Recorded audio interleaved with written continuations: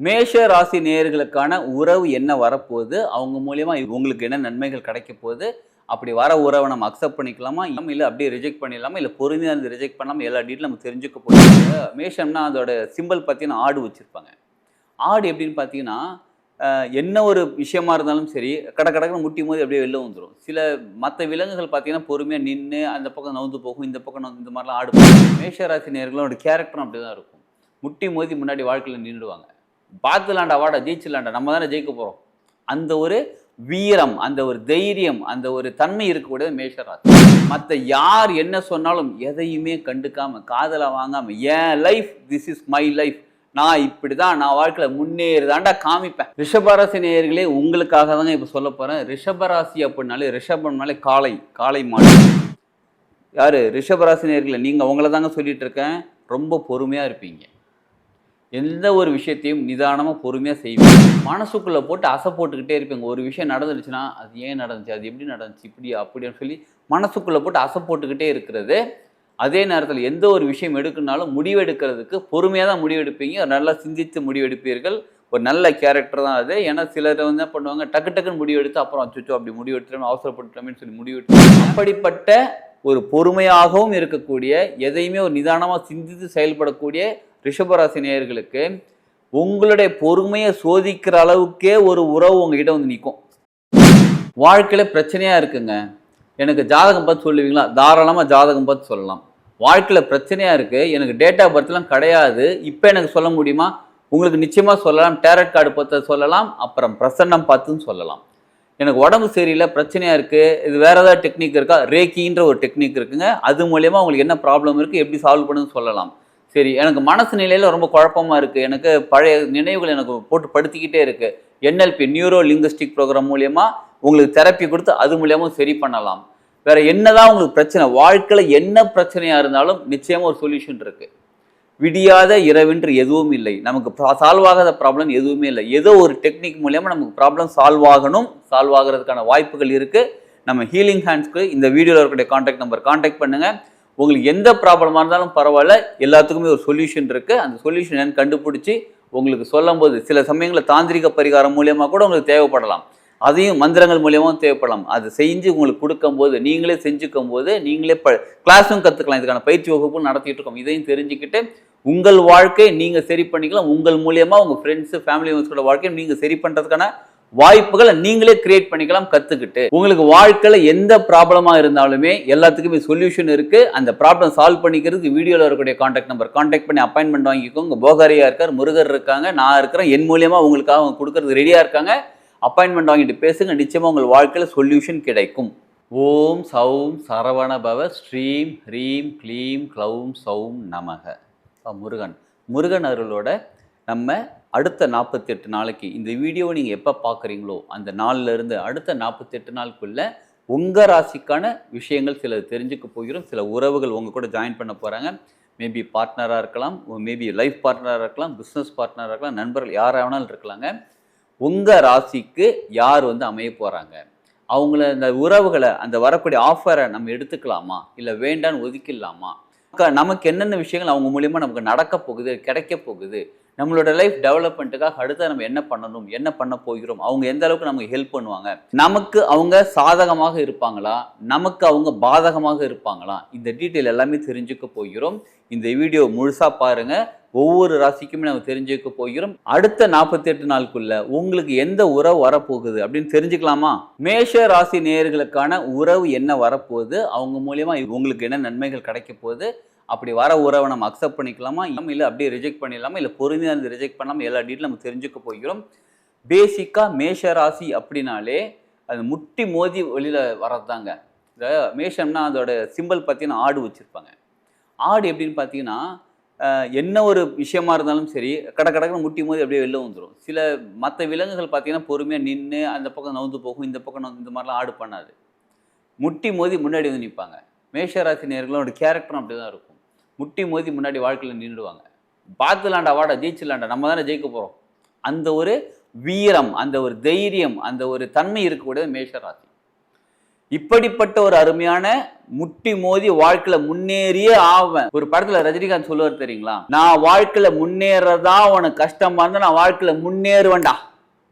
அந்த மாதிரி மற்ற யார் என்ன சொன்னாலும் எதையுமே கண்டுக்காம காதல வாங்காம என் life, this is my life, நான் இப்படிதான் நான் வாழ்க்கையில முன்னேறுதாண்டா காமிப்பேன். அந்த மாதிரி ஒரு கேரக்டரா இருக்கக்கூடிய நீங்கள் மேஷராசினியர்களே நீங்க தான். உடனே யோசிப்பீங்க, நான் அந்த மாதிரியா இருக்கிறேன்? நீங்க அப்படிதான் இருக்கிறீங்க. பலருக்கு, பல மேஷராசி நேயர்களுக்கு தன்னோட கேரக்டர், மேஷராசி நேயர்கள் மட்டும் இல்லைங்க, நிறைய பேருக்கு தன்னோட கேரக்டரே அவங்களுக்கு தெரிய மாட்டேங்குது. அவங்களால எதையும் சாதிக்க முடியும். அப்புறம் யோசிச்சு பார்ப்பாங்க. இப்போ நம்ம கிட்ட ஒருத்தர் வந்தாரு, வந்து உட்காந்து பேசிட்டு இருக்கும்போது, சார் உங்க ராசி மேஷ ராசி சார், நீங்க எப்பயுமே வந்து லைஃப்ல ஜெயிக்கணும்னு நினைப்பிலே இருப்பீங்களே. அது அப்படிதான் சார் இருக்கிறேன், என்ன பண்றது? எந்த ஒரு ப்ராப்ளமா வந்தாலும் அப்படி முன்னாடி வந்து நிற்பீங்களே. அப்புறம் யோசிக்கிறேன், ஆமாம் சார், அதுவே எனக்கு கரெக்டாக தான் நீங்கள் சொல்லும் போது எனக்கு ஞாபகம் வருது. எந்த ஒரு வீட்டில் ஒரு ப்ராப்ளம்னா கூட ஃபஸ்ட்டு போய் நிற்பேன், என்ன சொல்லுங்கள் பார்த்துக்கலான்னு சொல்லி நிற்பேன். இந்த மாதிரி அவங்களோட கேரக்டர் அவங்களுக்கே தெரியாமல், மேஷராசி நேயர்களே நீங்கள் தான் உங்களோட கேரக்டர் உங்களுக்கே தெரியாமல் நிறைய பேர் வாழ்ந்துக்கிட்டு இருக்கீங்க. முன்னாடி எழுந்திரிச்சு வாங்க. அதுவும் முக்கியமாக இந்த நான் இப்போ நீங்கள் வீடியோ பார்த்துட்டு இருக்கீங்க பார்த்தீங்களா, இதுலேருந்து 48 நாளுக்குள்ளே உங்களுக்கு ஒரு புதிய நட்பு ஒன்று கிடைக்கும். ஏற்கனவே ஃப்ரெண்ட்ஸ் சுத்தால தாங்க முடியல, பட் அவன் படிச்சுக்கிட்டு இருக்கிறான். ஒரு சிலருக்கு எப்படி தெரியுங்களா, எனக்கு அது மேலே ஃப்ரெண்ட்ஸே கிடையாதுங்க, நான் ஃப்ரெண்ட்ஸ் அமைச்சிக்க மாட்டேன், ஃப்ரெண்ட்ஸ் லிமிட்டு, வரியா okay bye by hi hi அவ்வளோதான். இந்த மாதிரி தாங்க வச்சுக்கிறேன். மேஷராசி நேயர்களே உங்களுக்கு தாங்க சொல்லிட்டு இருக்கிறேன், உங்களோட வாழ்க்கை முன்னேறதுக்காக, உங்களுக்கு உதவி செய்கிறதுக்காக, உங்களுக்கு ஏதோ கைட் பண்ணுறதுக்காக, உங்களுக்கு ஹெல்ப் பண்ணுறதுக்காக ஒரு புதிய நண்பர்கள் உங்களுக்கு கிடைப்பாங்க, ஒரு நட்பு உங்களுக்கு கிடைக்கும். ஒன்று ரொம்ப புதுசாக ஃப்ரெஷ்ஷாக இருக்கலாம், இல்லைனா ரொம்ப நாள் ஸ்கூல் படித்த ஃப்ரெண்டுங்க, இது எப்படா இருக்க நல்லா இருக்கேடா, நம்மளாம் ஸ்கூல் படிக்கும்போது எப்படி திரும்ப இருந்துச்சு, 1947 இந்தியா சுதந்திரம் போது ஸ்கூல் போனோம், அந்த மாதிரி இருக்கக்கூடிய நட்புகள். நான் சொல்ல 1947 போயிடாதீங்க, கொஞ்சம் பழைய நட்புகள், ஸ்கூல் டேஸ் நட்புகள் சொல்ல வந்தேங்க, சரிங்களா? அந்த மாதிரி நண்பர்கள் வந்து உங்களுக்கு புதுசாக கிடைப்பாங்க, பார்ப்பீங்க. இவனையே நம்ம இப்போ பார்க்குறோம், இவன் தான் அப்பயே பார்த்தோமே, அப்பயே முடிஞ்சு போச்சு, இதுக்கப்புறம் இவனை பற்றி ஒன்றும் நமக்கு அவங்க பெரிய லெவலில் இருப்பாங்க, நமக்கு தெரியாது. நமக்கு ஹெல்ப் பண்ணுறதுக்காக வந்திருப்பாங்க, நமக்கு புரிஞ்சுக்க மாட்டோம்.